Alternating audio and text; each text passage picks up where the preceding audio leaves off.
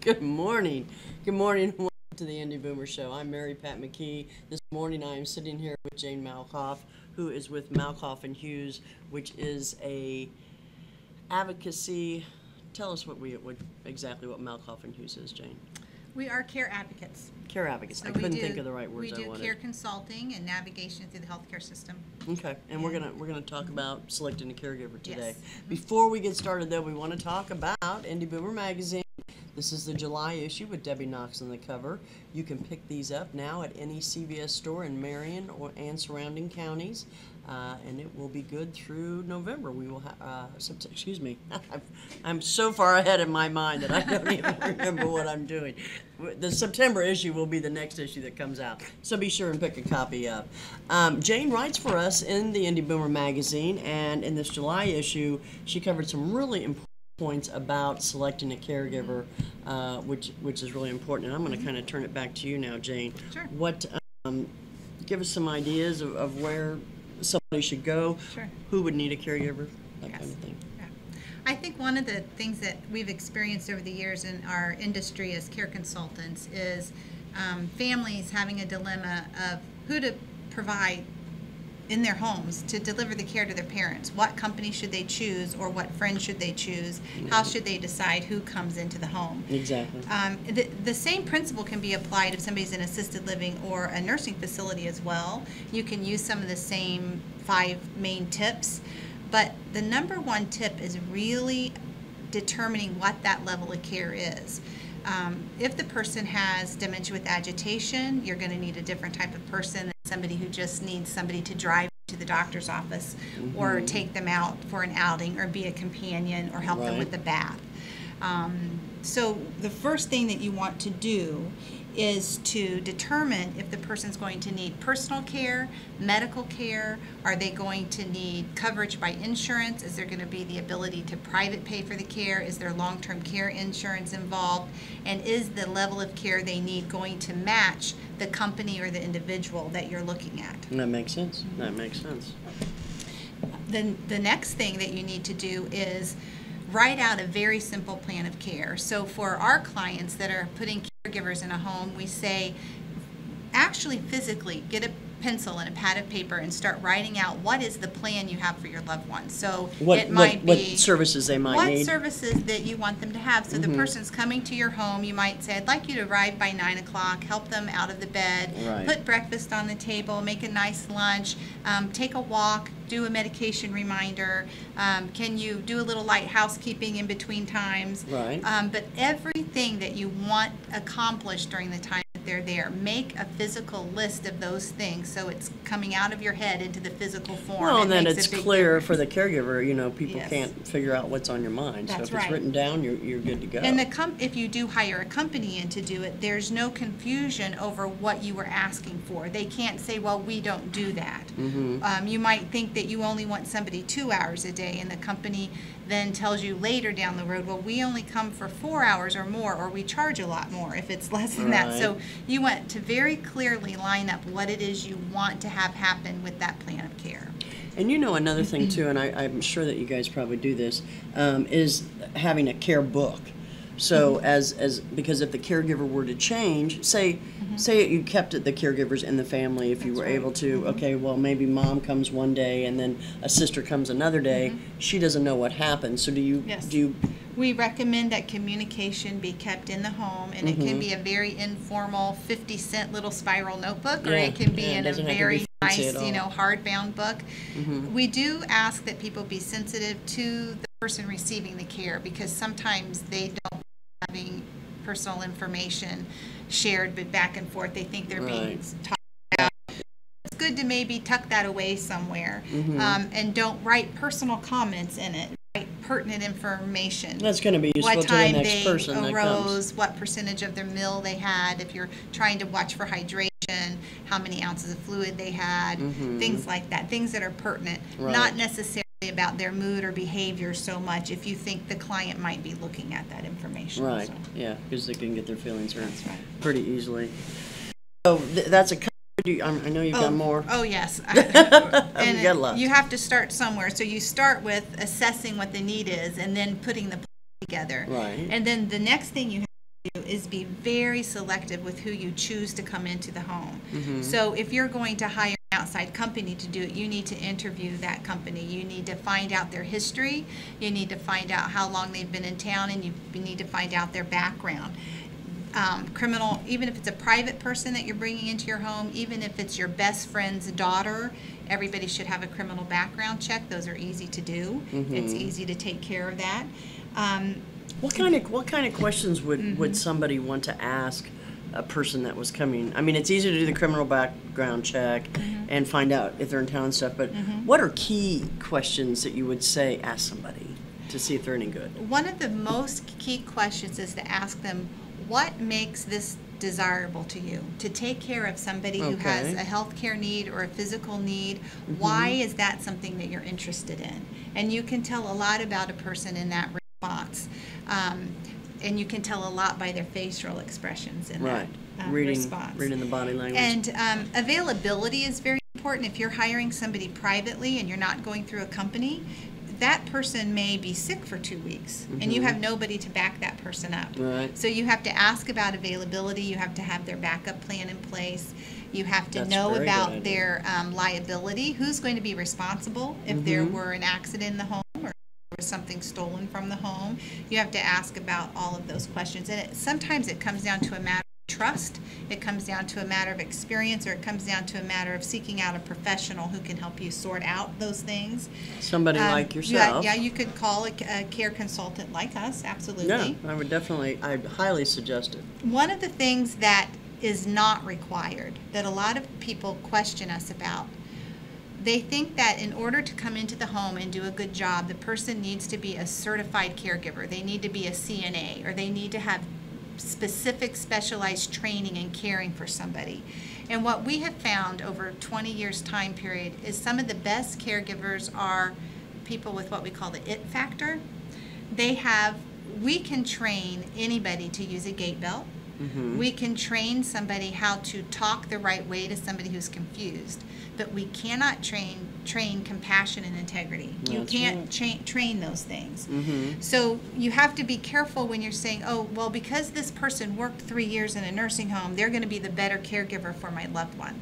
That's not always the case. You have to really interview, get to know them, look at what drives them. Yes, look at their experience, but their experience might be, I took care of my grandfather, I took care of my dad, I'm taking care of my aunt on Saturdays, and their experience comes from this passion for the work, because not everybody who has a certificate is good at what they do. Oh, so. I am here to testify on that one. And we're going to come back in just a few minutes and talk some more about this. One thing we need to talk about is, I believe it's more than 20 years, Jane. Well, maybe. I started when I was 9. Nope. We'll be right back. We'll be right back.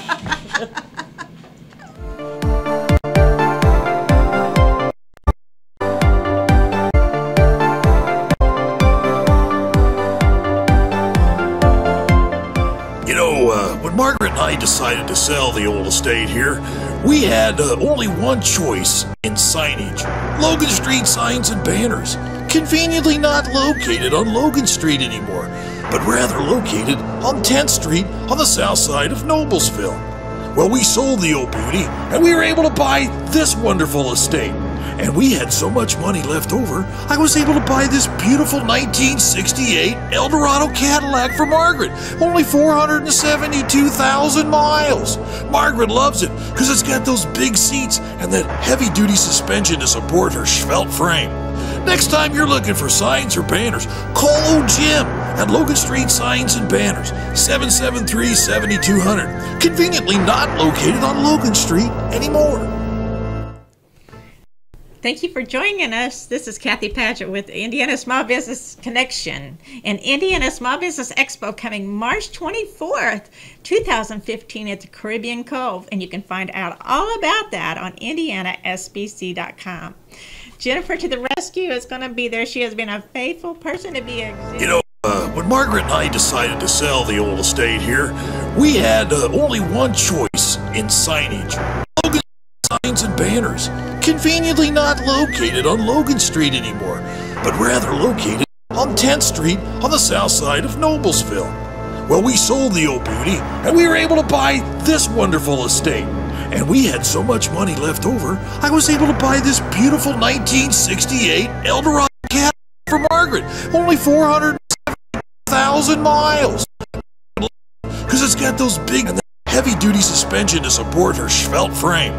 Next time you're looking for signs or banners, call old Jim at Logan Street Signs and Banners, 773-7200. Not located on Logan Street anymore.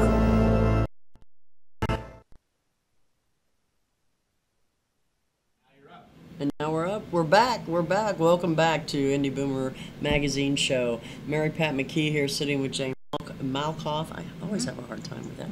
Malkoff. Not a common name. We're the only ones in the state. So. Oh, the only ones in the forgive state? you. Okay. Well, I appreciate that. I'm going to call her Jane, is what I was told from the peanut gallery off to the side here.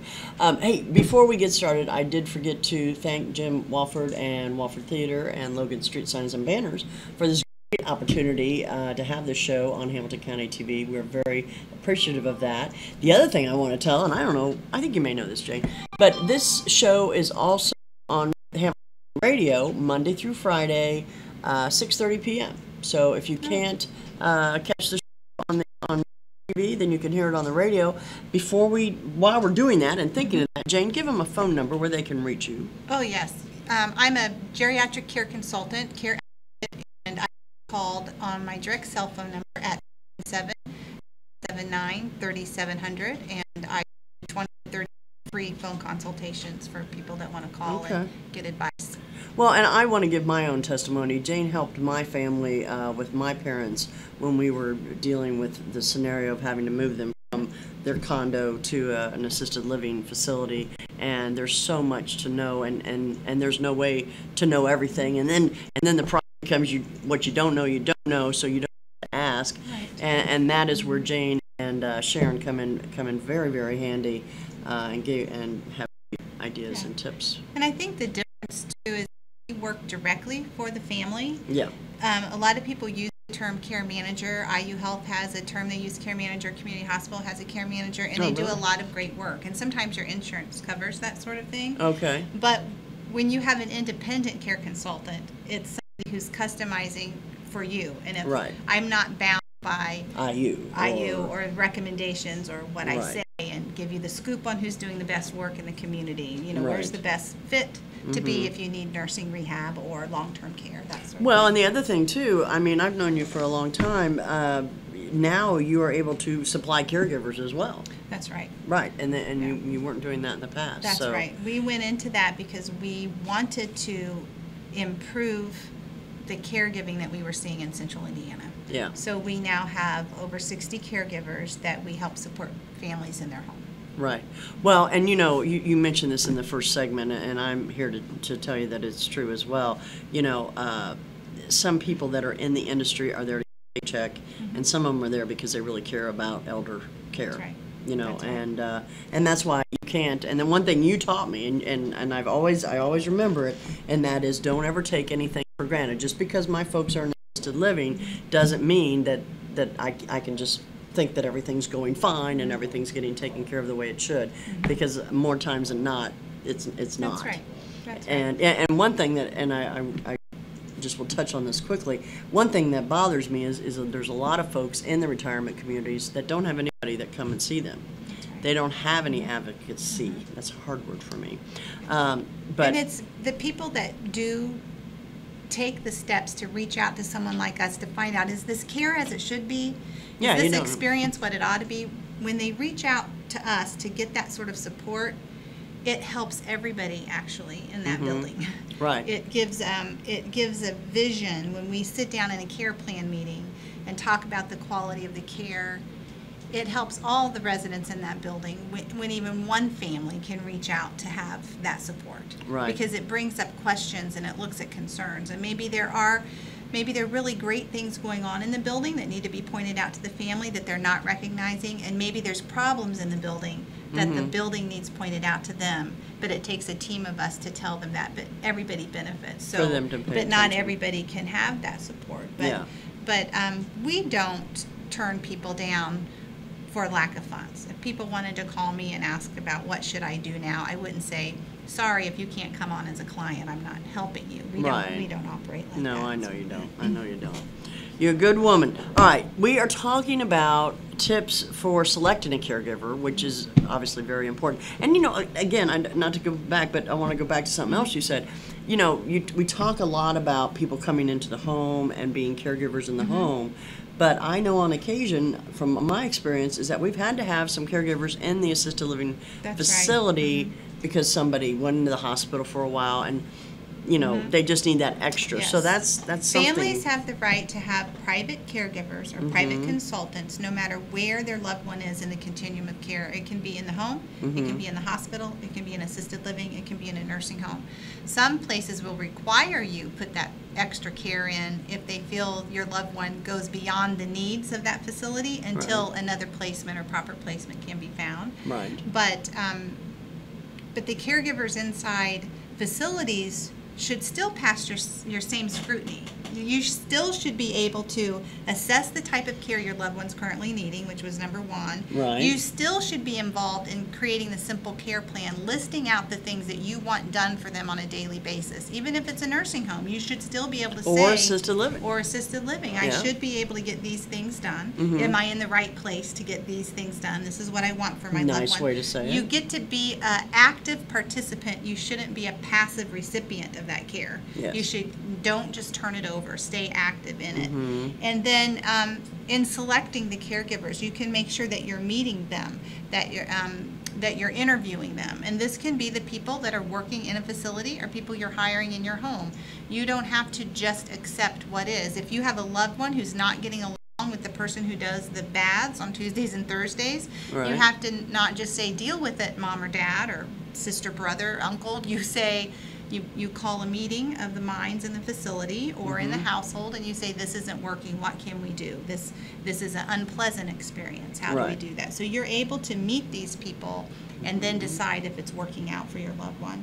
And then after you get all the care in place, so you've identified the care they need, you've created a list of your plan, you've identified who you want the caregivers to be, you've interviewed, and then you've met them, and you're putting them to work. Now you have to monitor it closely. Your work only just begins. It's kind of like having a child. You think you're pregnant, you get them here, and thank goodness they're here safely, and then you realize that's just the beginning. Work just lies ahead of you. And so that's why it helps it's a community, really. It's a community, and what we want to do is not isolate our loved ones inside the community that's the institution. We want to use the institution for the wonderful tool it can be, but we need to have the outside influence and community involved. And often that's family, it can be care managers, and it can be outside caregivers coming in and out as surrogates for the family. Right. To keep monitoring the quality of the care. That's a great analogy. It is a community. It is. But like you said, you've got to be active. It's not a passive situation. Okay. Absolutely. And are there any other tips for selecting a caregiver we should know? Or I think that I tell my clients all the time, if you have a gut feeling, don't wait around. Don't wait around to say, oh, I was right. If you have a gut feeling, don't second guess yourself. If there's something that doesn't feel right to you about the caregiver, even if you went through the process and you selected them, the facility overall has been fabulous. If you're having a gut feeling, you need to speak up. And I will tell you, it is not my experience that when you speak up, you have retaliation. My experience has been the opposite. When you speak up about a problem, it's more likely the problem is solved, that the people in the home, the family members, or the people in the assisted living or the nursing home, they want to help and solve the problem. And there are always people there for you to do that. So speak up and be active and participate and get what you want for your loved one. Well, and you can speak up in a very calm way. That's right. And it can be all team building. It doesn't have to be confrontational. There are people in every building that want to try to help and support. But you have to step up into the role of knowing what you want that plan of care to be and take an active role in what you want for your loved one. And when you don't feel something's right, don't wait for something to go wrong. Talk about it with whoever's available, family, friends, or the people in the facility. Right. You are the advocate for That's your right. for your loved one. And Jane- they're not neutral. They're making money from your loved one being there. So they're not housing them out for just the goodness in their hearts. There's Right. a fee exchange here. Yes, and well, So- you're paying. You should get your money. But the for care it. that you want to receive, you need to be involved in identifying that Right. care plan. Exactly. Jane, we'll have you back again. All right. Always a pleasure. Thank you. One more time, we're going to remind you to pick up Indy Boomer magazine at any CVS store in Marion and surrounding counties. Also want to remind you, Sunday we have a new show on Boomer TV with Patty Spidler on Channel 8. Wish at 10:30 on Sunday mornings. She had a lovely interview this week with the Village People. I can't do it. But anyway, it should be really good, and we have some other great segments as well. I need a replay of that. No, Jim, we will not redo that one. Anyway, hey, y'all have a great week. Thanks for watching, and we will see you next week. Thanks.